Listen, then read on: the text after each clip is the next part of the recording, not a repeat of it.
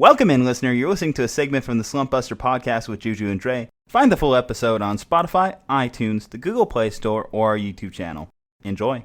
Annie, I've said it once on this podcast. I'll say it again. Dre and I are honest. We don't know shit about hockey. We try. We might be able to say Wayne Gretzky a couple times. But overall, not a lot of snowfall in the New Mexico desert. So it didn't really come our way. I did try skating once. Was on a date. Fell on my ass quite a few times. Did get a second date. I don't know if there's a correlation between that. I guess I'm just used to not getting second dates, but it's just one of those things. But thankfully we did get with a great podcast in Faceoff Hockey, and they have been kind enough to do some power rankings for our website. So I guess a good starting point here is they did their most recent update for us this week, and I just update our fans. Tell us if that's current. Tell us if there's some major changes that you think. I don't know if you want to go all the way 1 through 30, but if you want to focus on that top tier, I don't mind. You choose this segment for the time being, and you can kind of tell us little tidbits and knowledge, so we're not as much of ignorant sluts on this podcast. I'm pulling it up, and I get it.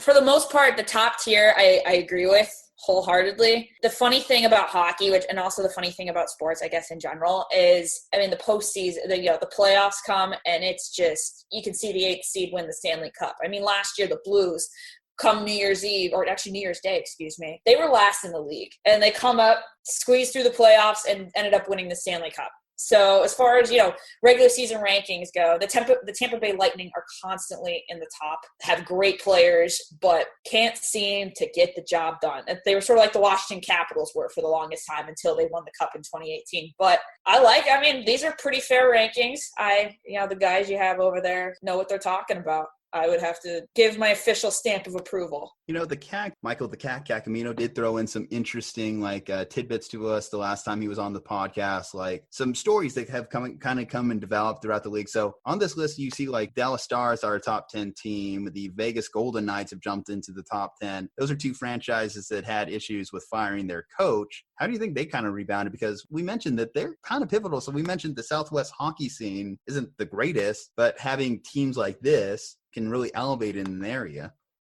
Honestly, that's the biggest thing this is why I hate the term fair weather fans and kind of calling people out for only liking the team when it's good. In these market teams, places like Florida, Texas, Southern California, where it doesn't snow, if you didn't grow up watching hockey, if, you're not from a climate that's colder, you're probably not very familiar with the game itself, and you're not going to go watch a team that's not good. So that's why I love that, these guys are up here and they're finally getting some attention, because that's how the game grows, is when the team is good, plain and simple, and you make the game more accessible to the public, and when the team is good. So I love seeing it. I love a coaching change is huge. It's a small change in the locker room because it's easier to change one guy than it is to change, 25 plus guys in a locker room. But, sometimes, a lot of times actually, it's a turning point for a team. They're not doing well, then they bring in a new voice.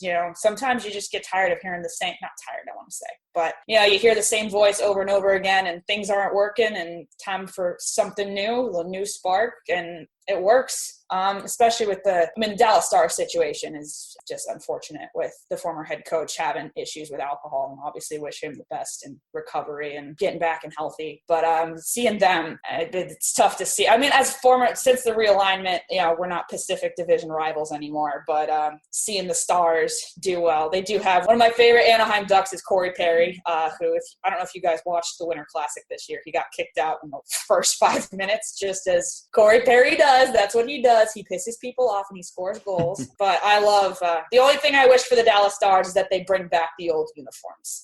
Not hating on the Kelly green, but there's nothing better. I love that black, dark green, and the gold hint in there from the 90s. Oh, retro jerseys. Anytime a team brings back those retro jerseys, just fire, just amazing. What's your favorite retro jersey, actually? Mighty Ducks. That's fair. That's an easy one right there. That's the jersey I grew up wearing, hands down. So obviously there's a bias there, but anytime someone brings it up, I love the Sabres head that they have, the red and black and the silver in there. Love that one. A popular one I know around here too is the Islanders fisherman jersey. I don't know if you guys have seen that one. But one that got a lot of hate back in the day, but that's getting a lot of love now, which is funny when you kind of see it, is even at times the Ducks jerseys were getting hate for the purple. And, I constantly get chirped at that my team is created after a Disney movie. Well, you know what? You watched those Disney movies as a kid and you loved them. So pipe down. But anyway, the Phoenix Coyotes jerseys, they had this like Aztec print on them with this coyote literally playing hockey, and they got called so ugly back in the day, and now people are rocking them. And they're going on. I'm a big vintage sports shopper, so I'll shop like thrift shops and everything. Those go for a lot of money nowadays. So it's just funny to see how things kind of age like that, especially from the 90s.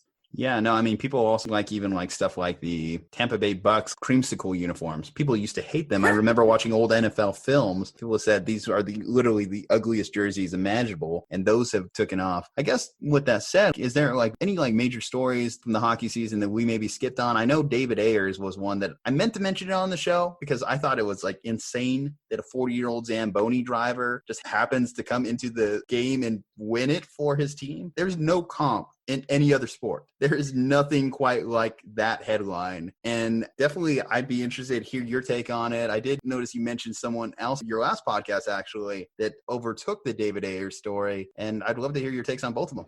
The emergency backup goalie, which is, like you said, there's nothing like it in any other sport. So an NHL team, you typically dress 12 skaters. You got the 12 forwards, 6 defensemen, and 2 goalies, which make it 20 guys you can dress a night. It's not really feasible to dress another goalie because you want more skaters and you want as many lines as you can. You usually have 4 offensive lines, 3 defensive lines. So what do? First goalie goes down. Say a guy goes down with injury before the game. Usually you call up a guy from the minor league team, but in a lot of cases, the minor league team is not local, or they can't get to or it's too close to game time. So each NHL team is required to have a list of local guys that can serve as an emergency backup goalie. And a lot of the time, they kind of, if they need a guy like that, they'll sit on the bench because, I mean, it's very rare that both goalies go down on a night. But I know 2 years ago is when it last happened before Dave Ayres, and it was in Chicago for the Blackhawks. Both goalies were out, and this 36-year-old accountant literally went to his job that day, clocked out, and got a call and said, "Hey,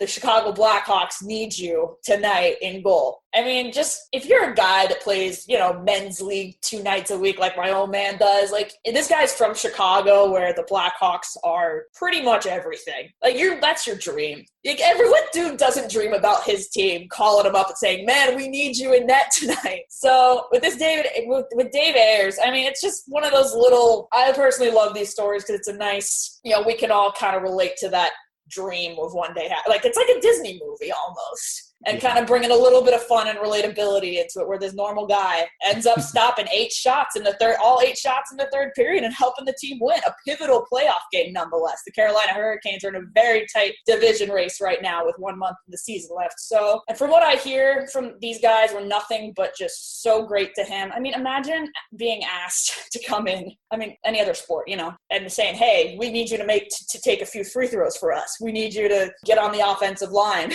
And you've got, God knows, a month left and every point counts. I mean, you're going to be feeling the pressure here. So the fact that these guys were just so, hey, don't worry about the game. Just have fun. Do your thing. Regardless what happens, win or lose. You'll love to see it. You'll love to see it. And, But that's the Dave Ayres take. And the story I talked about last week on my podcast was Bobby Ryan, who's a forward for the Ottawa Senators. So the NHLPA, the Players Association, has things in place for a lot of things that we don't really hear about a lot of the time. But one of them is, which I didn't know they had until this story came out, was assistance for players when dealing with substance abuse. And on November, it came out that Bobby Ryan was taking a leave of absence and entering the NHL Players Association assistance program, which a lot of guys do it privately in the off season, because you have those 3 months from, whenever your season ends to when you have to report to camp in September. He did it during the season very publicly. So obviously it was very serious for him to drop and leave the game altogether. And then he returned to the team 2 weeks ago. He returned back to practice with the team, and he came forward and said that it was for alcohol abuse. And he had been through, I know he lost his mom 2 years ago. He had a rough childhood with his father getting physical with his mom as a kid. He moved cross country, changed his name. Dad got arrested for skipping bail right in front of him as a 10-year-old. Just, shit that would just mess with you. Rightfully so as a kid. In his first home game back against the Vancouver Canucks in Ottawa, the guy scores a hat trick. First night back. And the entire hockey world just kind of came together and was so happy for the guy because it takes guts. It's not easy asking for help, especially when you're supposed to be this tough professional athlete. But even as a human, coming out saying, hey, I've got a problem. I need help. He addressed the problem. He came back. Obviously, scoring a hat trick is huge, even in your first home game. So obviously his road is far from over, I'm sure. But just wishing the best for him. I met him when I was 17 years old, and the guy could not have been nicer. Was genuinely interested in talking to me and my friend that went with me. Just genuinely appreciated the support. And you felt really respected by, there's times you meet athletes and you feel like they're doing the song and dance and, shake the hand, take the picture, walk away. This guy genuinely wanted to talk to us and was genuinely interested in what we had to say and our appreciation for him. So couldn't have happened for a better guy. And that personally for me, there's a trophy at the end of the year called the Bill Masterton Trophy. And he's definitely up for that. It's kind of like the comeback story of the year. And for me, it's clearly him. I don't see anybody coming close. I love that story. I think that we see it too often with guys when they struggle with substance abuse. Clearly, obviously, Acosta coached their job this year. But, I always think back to Josh Hamilton's story. I always will remember Josh Hamilton in I think it was the 2008 home run derby, after coming back from his substance issues. And you were happy for the guy because he had to overcome so much to even get to that point, to get back into the sport of baseball. So similarly, especially alcohol is a rough substance to come back from.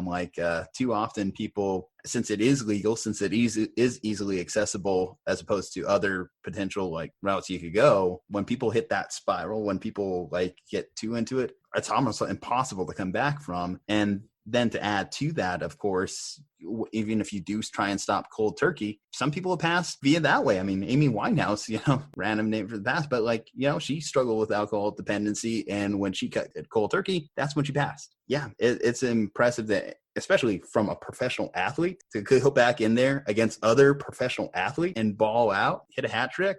You don't have to know hockey to know how impressive it is to get 3 goals in a game. Now I got to ask Dre, what would you be more prepared for if the Lakers told you to go in there as a shooting guard, or if the Steelers told you that we need a slot receiver? Honestly, I don't have the best aim with the basketball. If I'm by myself, I can make it rain sometimes, and I'm maybe at most 15% accuracy, right? So I would say just, let's go with football. Bring on the wide receiver. It's going to be like that scene in Waterboy where, towel boy, get in there. And the towel boy exactly. just lit up, just boom. No, I could not imagine coming from just my day job, right? And even if I did drive a Zamboni for a living, right, or whatever it is, and I'm still involved with hockey, taking time off from actually competing and actually living the life of a pro athlete or of an actual athlete, there's no way that I would just be able to hop in and be all right, let's go, let's play this sport, right, at a professional level. There's too many beers in my stomach. I've eaten too many slices of pizza. I just would not have it in me.